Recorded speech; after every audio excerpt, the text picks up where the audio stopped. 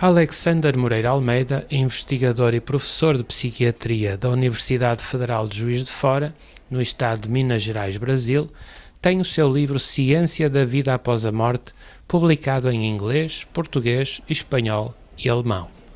Conversou connosco durante as jornadas que decorreram em março de 2024 no Centro de Congressos de Caldas da Rainha, em Portugal.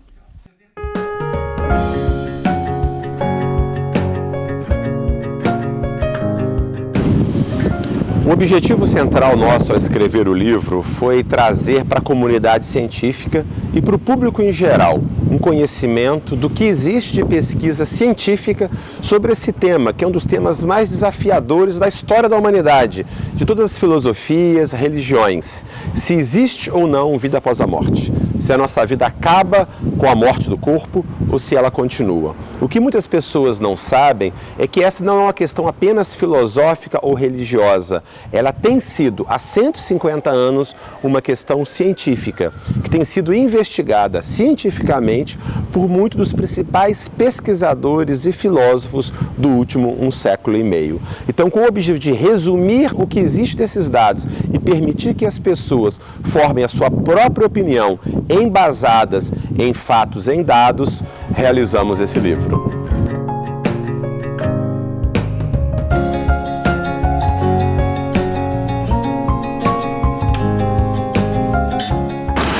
Muitas vezes se tem a ideia equivocada de que a ciência implicaria necessariamente uma visão materialista, ou seja, uma visão que tudo deve ser necessariamente explicado apenas por partículas e forças físicas. No entanto, não é verdade que a racionalidade e a ciência surgiram a partir dessa visão materialista e nem que levem a essa visão materialista.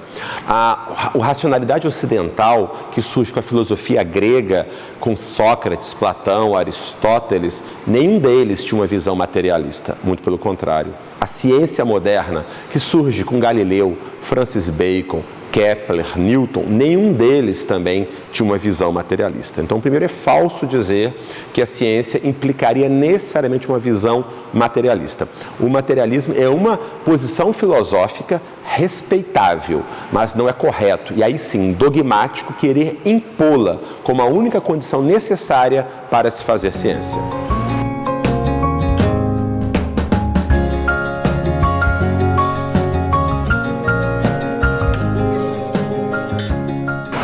Muitas vezes se dissemina e se assume a ideia que seria um fato científico de que a consciência, o eu, o que pensa, o que sente, seria necessariamente fruto das atividades elétricas e químicas do cérebro. Isso é uma das hipóteses para a relação mente-cérebro. Mas existem muitas evidências sugerindo a possibilidade da mente além da atividade cerebral, como, por exemplo, as experiências de quase-morte, as experiências fora do corpo, experiências mediúnicas, alegados casos de memórias de vidas passadas.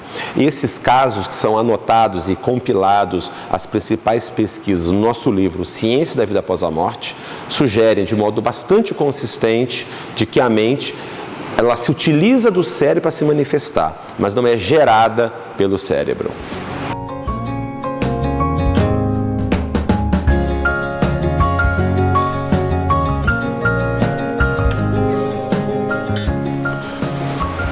Chama muito a atenção quando nós analisamos os fenômenos, as experiências espirituais ao longo da história da humanidade, percebemos que eles são muito similares, essas experiências, ao longo das culturas, ao longo das épocas e ao longo das diversas regiões do planeta, sugerindo ser um fenômeno da natureza humana e não especificamente apenas um construto de uma cultura. É claro que a cultura, o ambiente, influencia como as pessoas vivenciam o problema, a vivência, mas o fenômeno em si, ele é transcultural, sugerindo mais uma vez uma base da natureza humana. Então, a experiência humana de contato com uma dimensão transcendente, não material, é universal e fortemente sugestiva de ser algo que vai além de uma mera construção social.